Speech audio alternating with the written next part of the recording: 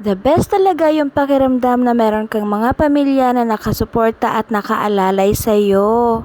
For today's video mga mare, samahan nyo kami sa aming kaganapan bago kami bumalik ng Maynila.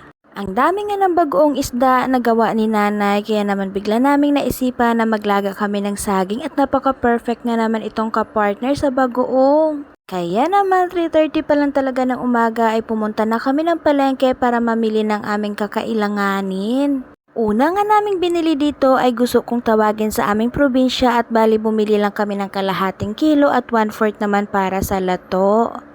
Namili na nga din pala si Nanay Jaan ng tamban tuloy at balak nga namin sana itong kilawin. Pagkatapos nga naming magbayad dyan ay dumiretso naman kami sa bilihan ng longganisa at ang tagal ko na nga nagke-crave noon kaso nga lang ang mahal niyan dun sa Maynila. Ang problema nga lang ay biglang nag-brown out kaya hindi ko na nga naipakita at dumiretso na lang kami doon sa saging na saba. Nung nandiyan na nga kami ay bigla namang bumalik yung kuryente kaya ayan namili na kami ng saging na saba habang si Josawa ay bumili ng tsinelas niya. Sa Angeles Public Market nga pala ito mga mare at sobrang natutuwa talaga ako kasi napakamura nga ng mga bilihin. Gaya na nga lang nitong kamatis na 14 pesos lang yung kalahating kilo at 260 pesos naman para sa kanilang karne ng baboy. Dumaan na nga lang pala kami saglit dito sa bilihan ng mga kakanin at bago kami dumiretso doon sa bilihan naman ng mga toyo. Saglit na naman talaga kami dito sa palengke at ayan, bumalik na nga kami agad sa tricycle ni tatay para makauwi na rin kami sa bahay. Mga ilang minuto din pala ang babiyahiin namin mula sa palengke pa uwi ng bahay pero ang kinaganda nga lang ay may tricycle si tatay kaya hindi na talaga kami gumastos ng pamasahe. Umulan nga pala nung gabi kaya iyan medyo matubig na yung daanan at pagkadating namin sa bahay ay nadat na naman namin si mama na naghahanda netong itlog para naman ipiprito niya. Na-prepare niya na nga pala lahat at ito namang si nanay ay inasikaso agad yung mga saging para malaga na rin namin. Nagmamadali talaga kami ng mga oras na yan kasi balak namin makaalis ng maaga mula sa Pampanga para naman hindi kami mahirapan sa biyahe. Kaya naman yung balak talaga namin dito sa tamban tuloy na dapat ay kikilawin ay hindi na nga naituloy dahil talagang nagmamadali na kami. Pinrito na nga lang pala yun ni nanay at habang ako naman ay nag-asikaso na rin ng mga sangkap para sa aming gusto. Naghanda lang pala ako dyan ng sibuyas, kamatis at luya tsaka hinugasan ng maigi bago ko naman ito hiwain. Medyo maliliit na gayat nga lang ang ginawa ko dyan para naman hindi masyadong masagwa pag hinalo ko na doon sa mga guso. 6:30 na nga yan ng umaga nung manggaling kami doon sa palengke at hindi ko talaga masasabing maaga kami gumising dahil sa totoo lang mga mare hindi pa talaga kami natutulog niyan.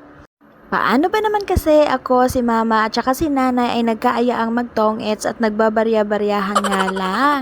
Kaya naman habang tulog na tulog ang lahat kami naman ay nagkakatuwaan pa tumahagik-hik pa nga dahil lahat kami ay nagiging lutang na. Isa sa napakahirap gawin ay yung magpipigil ka ng tawa dahil nag-aalala kami na baka makaistorbo kami ng mga natutulog at ng mga kapitbahay. Fast forward na nga tayo mga mare ay sinunod ko na ngang asikasuhin itong mga nabili naming gusto. Kung makikita nyo nga ay napakadami talaga ng kalahating kilo at sa halagang 80 pesos lang yan mga mare. Isa pa nga pala sa ikinatuwa ko talaga dito ay napakalambot, napakalinis at wala talagang masyadong tapon mga mare. Kaya naman hinugasan ko nga lang dyan ng 2 beses hanggang sa maging malinaw yung tubig.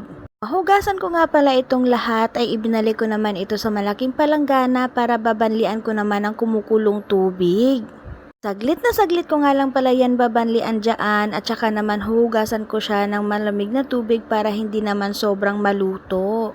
Sa tuwing nakakakita nga pala ako netong gusto ay talagang naaalala ko yung bunsong kapatid ni Josawa dahil paborito nga namin tong dalawa. Medyo mura nga din pala ito sa Negros kaya naman pag bumibili kami ay talagang dinadamihan na namin para hindi kami mabitin. Tapos kung ang asikasuhin yung mga gusto ay ito naman hinugasan ko yung lato ng ilang beses at tingnan nyo naman napaka-fresh at wala talagang tapon mga maret, napakalinis. Hiniwalay ko lang pala yung lato habang ito namang gusto ay hinaluan ko na ng mga hiniwa nating pangsamya kanina at naglagay na rin ako ng suka, toyo at kaunting asin pampalasa. Hinalo-halo ko nga lang pala yan ng maigi para masiguradong lahat ng mga gusto ay maibabad sa suka at toyo at magkakaroon din ng lasa. Isa nga pala sa ikinatuwa ko dito ay yung suka na nilagay ko ay talagang timplado ni Nana yun at napakasarap at sobrang asim. At nang matapos ko ngang asikasuhin yung mga gusto, ito na ngayon para sa almusal namin at talagang naghain na din kami. Meron nga lang pala kaming kaunting kakanin, nilagang saging, pritong isda, itong gusto at saka yung lato. Para nga pala sa lato ay naglagay lang kami ng separate na suka at hindi namin siya ibinabad para fresh pa rin pag kinain. Kaya nung handa na nga ang lahat, ano pang inaantay natin, tara na't mag-almusal na tayo mga mare. Lagpas 7:30 na nga pala ng mga oras na yan, kaya naman talagang nagmamadali na kami at itong ang bulinggit namin ay kagigising lang. Talagang namumugto pa yung mga mata naming tatlo dyan kasi naman talagang wala pa kami mga tulog ng mga oras na yan, pero mas okay na yung mga mare kaysa walang gising. Sheesh! Ito nga palang si Nanay ay padakot-dakot na lang dyan dahil kumain siya kanina ng isang perasong saging at napakalaki nga naman ng saba kaya talagang nabusog siya. Ako naman at inaantok at hindi din talaga makukumpleto yung almusal ng walang kape kaya gumawa ako ng iced coffee para kay Josawa at ako naman yung mainit na kape. Kami nga palang dalawa ni Josawa ay talagang magkaiba dahil hindi siya nagkakape ng mainit at ako naman hindi nagkakape ng lumamig at pareho lang kami sa iced coffee nagkakasundo. Ganun. Meron nga pala akong ugali na gustong-gusto ko yung kape na parang nakakapaso ng dila pero pag nakakalahati na yung baso at hindi na siya masyadong mainit ay pinapabayaan ko na. Kaya naman si Josawa ay natutuwa sa ganoon dahil meron pa siyang kapeng maiinom. Hee! Parang ang seryoso nga naming tingnan dyan pero kasi talagang wala lang ako makakausap dahil itong si Mama ay nagpapatulong kay Josawa para asikasuhin or ayusin yung phone niya habang ito namang bulinggit namin ay kagigising lang at parang wala pa nga sa mood.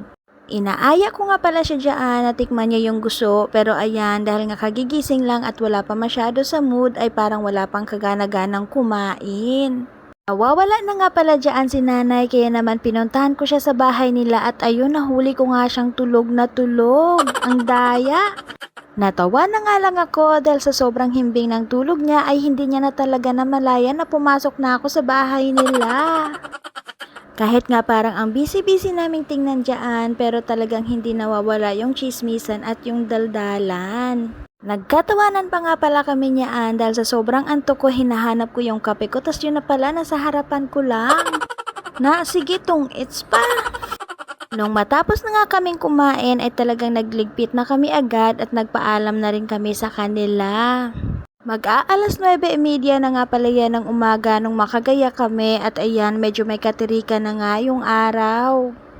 At sa mga oras na yan ay sobrang antok na talaga ako kaya ayan si Mama ang sabi niya naman kay Josawa ay gising-gisingin ako sa daanan.